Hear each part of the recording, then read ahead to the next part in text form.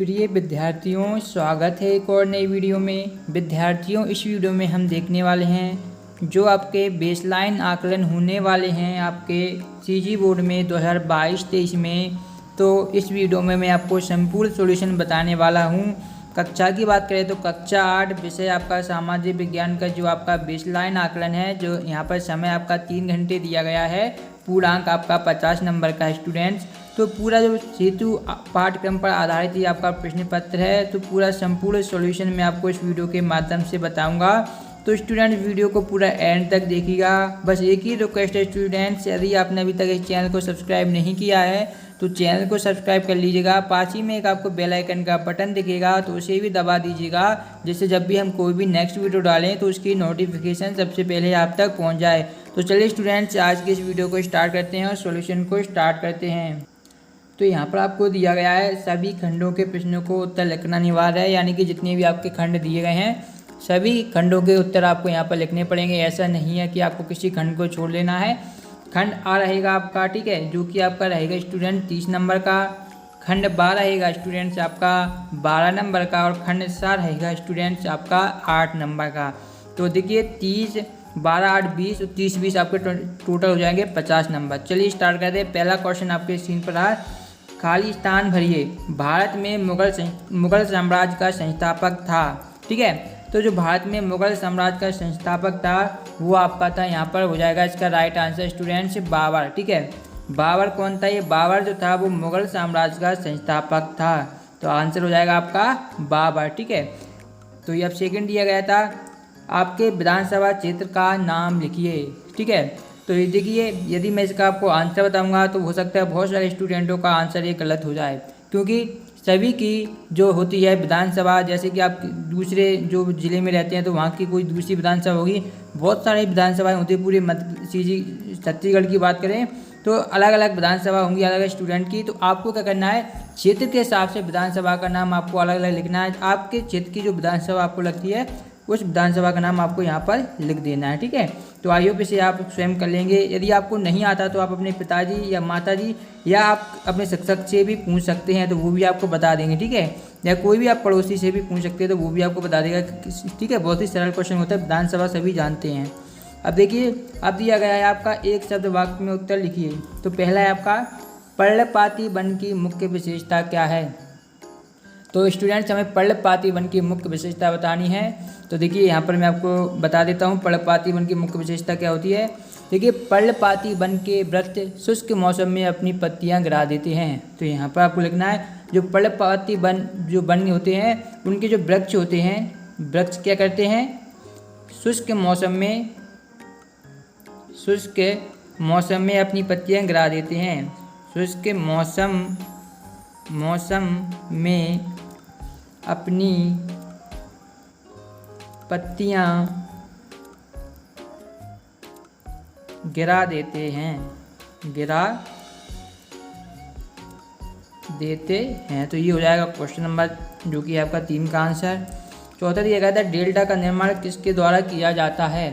तो जो डेल्टा का निर्माण यहाँ पर जो किसके स्थान पर आपको लिखना है, डेल्टा का निर्माण नदियों द्वारा किया जाता है। तो यहाँ पर आपको लिख देना है नदियों द्वारा किया जाता है, ठीक है। फिर आपका दिया गया था, सरकार कानून क्यों बनाती है? तो देखिए, जो आपका 5वां इसका आपका आंसर हो जाएगा, लोगों की आवश्यकता को पूरा करने, विकास, शांति और सुरक्षा व्यवस्था बनाए रखने के लिए सरकार कानून बनाती है। तो ये 5वें का आपका आंसर हो जाएगा। छठा आपका दिया गया था, घरेलू और नौकरी पेशा महिलाओं के कार्य में अंतर लिखिए। तो यहाँ पर आप स्क्रीन पर देख पा रहे होंगे, यहाँ पर अंतर दिए गए हैं, 3 अंतर दिए गए हैं। सबसे पहले है घरेलू महिला। तो घरेलू महिला की हम बात करें यहाँ पर, तो घरेलू महिला क्या होती है? घरेलू महिला घर का पूरा काम करती है। कहाँ का करती है विद्यार्थियों? घर का पूरा काम करती है। सिंपल है एक पॉइंट।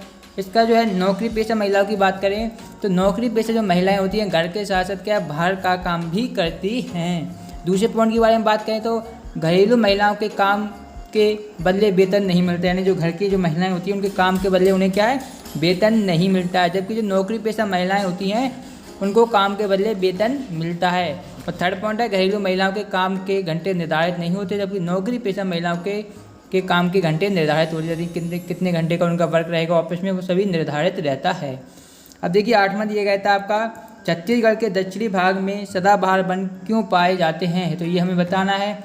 तो देखिए ये आपको क्वेश्चन नंबर है आपका, यहाँ पर पहले हम साथ में देख लेते हैं। यदि अचानक बाढ़ आ जाए तो आप अपनी सुरक्षा के लिए क्या करेंगे। देखिए क्वेश्चन नंबर 7 है, यदि अचानक बाढ़ आ जाए तो हम जल्द से जल्द अपनी आवश्यक वस्तुओं को सुरक्षित रखने का प्रयास करेंगे एवं किसी ऊंचे स्थान पर पहुंच जाएंगे। सरकार द्वारा तत्काल दी जाने वाली राहत कार्यों की जानकारी प्राप्त करेंगे। घर के बुजुर्गों के स्वास्थ्य व सुरक्षा का विशेष उपाय करेंगे, हम ध्यान रखेंगे। अब आता है 8वां, छत्तीसगढ़ जो कि है छत्तीसगढ़ के दक्षिणी भाग में सदाबहार वन क्यों पाए जाते हैं। तो देखिए छत्तीसगढ़ के दक्षिणी भाग में अत्यधिक वर्षा होती है, यहाँ का मौसम कभी शुष्क नहीं होता, इसलिए यहाँ सदाबहार वन पाए जाते हैं। अब आता है मुगल कालीन शासकों के नाम आपको क्रम के अनुसार लिखने हैं। चलिए मैं यहाँ पर लिख के बता देता हूँ, ठीक है। क्वेश्चन 9 है आपका। तो पहला, आप जैसे कि मैंने आपको बताया, मुगल साम्राज्य के संस्थापक कौन थे, बाबर थे, ठीक है। तो ये आपका पहला हो जाएगा आपका बाबर, ठीक है। फिर आपको लिखना है बाबर पुत्र, तो बाबर ये फर्स्ट हो जाएगा। बाबर के पुत्र का नाम था हुमायूं। क्या था स्टूडेंट, बाबर के पुत्र का नाम था आपका हुमायूं, तो हुमायूं हो जाएगा। थर्ड आपका हो जाएगा हुमायूं के पुत्र का नाम आपका हो जाएगा शेरशाह, ठीक है। फिर इसके बाद आपका आएगा चौथे नंबर पे, इसका पुत्र हो जाएगा आपका अकबर और इसके पुत्र का नाम आपको लिख देना है औरंगजेब, ठीक है। इसे सलीम के नाम से भी जाना जाता है, आप जानते होंगे, ठीक है। तो ये हो जाएंगे जो कि है आपके मुगल कालीन शासकों के नाम क्रम के अनुसार, बाबर, हुमायूं, शेरशाह, अकबर और औरंगजेब। फिर आता है आपका राज्य सरकार के प्रमुख कार्यों को लिखिए। जो राज्य सरकार होती है उसके प्रमुख कार्यों के बारे में बताना है। तो इसके 3 प्रमुख कार्य होते हैं राज्य सरकार के, जो कि मैं आपको बता देता हूँ। सर्वप्रथम होता है, पहला होता है कानून बनाना। क्या होता है स्टूडेंट, कानून बनाना, ये पहला वर्ग हो गया, ठीक है। दूसरे वर्ग के बारे में विद्यार्थियों हम बात करें, दूसरा वर्ग इसका हो जाएगा, दूसरा हो जाएगा इसका पुराने कानूनों को लागू करना, यानी जो पहले से कानून है उनको लागू करना। पुराने कानूनों को लागू करना, ये वाला हो जाएगा, ठीक है। इसका स्क्रीनशॉट ले लीजिए। थर्ड पॉइंट देखते हैं। थर्ड पॉइंट आपका हो जाएगा न्याय करना। क्या होता है, न्याय करना, कहीं भी अन्याय ना हो पाए, यानी कि न्याय करना थर्ड पॉइंट हो जाएगा, तो इसे लिख लीजिएगा, ठीक है। चलिए अब नेक्स्ट देखते हैं। क्वेश्चन नंबर नेक्स्ट है आपका, जो कि आपका खंड आपका बा आ गया है, ठीक है। तो इसमें भी हमसे क्वेश्चन दिए जाएंगे। यहाँ पर देखिए पहला आपका 11वां क्वेश्चन दिया गया है कि सर्वे सर्वे होता है वो क्यों किया जाता है। तो जानकारी एकत्रित करने के लिए सर्वे किया जाता है। तो यहाँ पर आपको लिख देना है जानकारी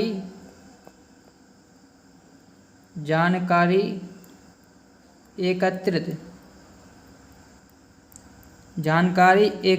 करने के लिए सर्वे किया जाता है। उसके बाद आपको लिखना है सर्वे किया जाता है।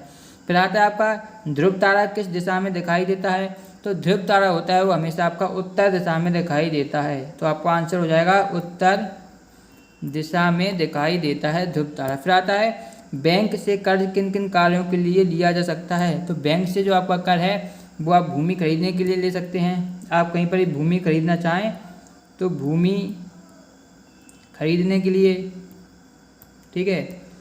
दूसरा हम बात करें तो आप मकान बनाने के लिए भी कर्ज ले सकते हैं बैंक से, मकान बनाने के लिए, ठीक है। और हम अगली बात करें तो आप वाहन खरीदने के लिए भी ले सकते हैं। आप कोई वाहन खरीदना चाहें, वाहन, तो यहाँ पर सही लिख देते हैं वाहन खरीदने के लिए, वाहन खरीदने के लिए।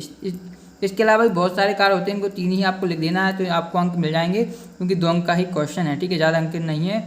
फिर आता है आपका अपनी कक्षा का रेखाचित्र बनाइए। तो आपको क्या कक्षा का रेखाचित्र बनाना है।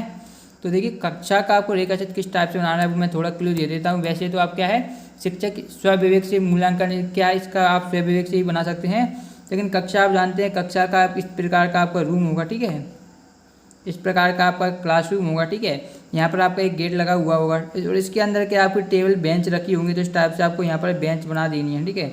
इस टाइप से आपको बेंच रखी होंगी, ऊपर एक आपका पंखा लगा हुआ है। इस टाइप से आपको क्या है क्लासरूम का डायग्राम बनाना है। 5 अंक मिलेंगे तो इसकी थोड़ी प्रैक्टिस करनी पड़ेगी आपको, ठीक है, तभी पूरे अंक आपको मिल पाएंगे।